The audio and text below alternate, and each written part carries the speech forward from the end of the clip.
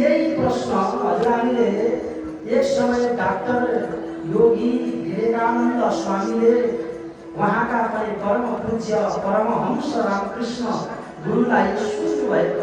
रामकृष्ण परमहंस गुरुलाई बाल्यकालमा सानो हुँदाखेरि हल्ला गुरुवर्गहरू भगवान भगवान भगवानलाई भनेर भोग लगाइरहनु भएको छ, प्रसाद दिनु भएको छ।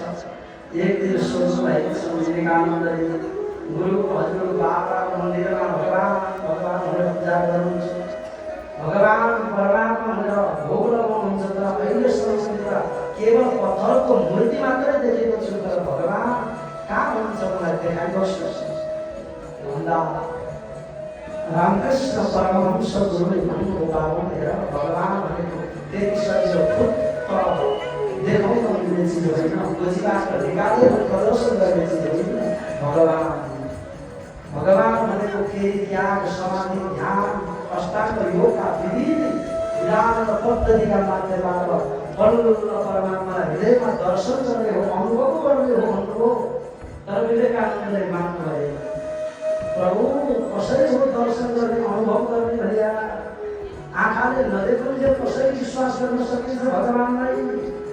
आँखाले देखाइदिएको श्रेष्ठ प्रत्यक्ष रूपमा हुँदा अनि भन्नुभयो बाबु विवेकानन्द हेर भगवानलाई कहिलेकाहीँ अनुभवद्वारा दर्शन गरेर पनि विश्वास गर्नुपर्छ।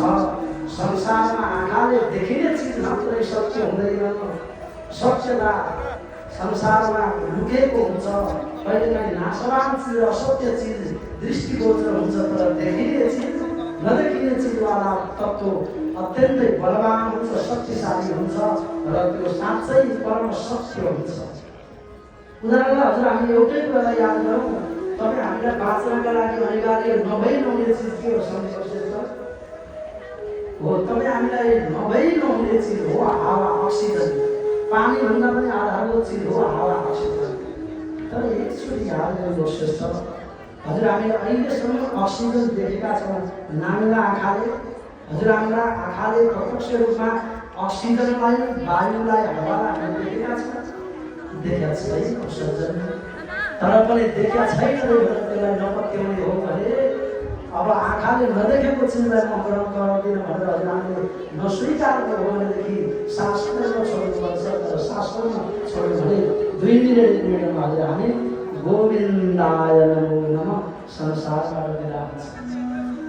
हर बार सम्झौँ विवेकानन्दलाई परमहंस गुरुले, तर उहाँले मान्दै मान्नुभयो। बाबु एक दिन म तिमीलाई भगवान देखाउँला भन्नुभयो, त्यो एक दिन प्रतीक्षा गरिरहनु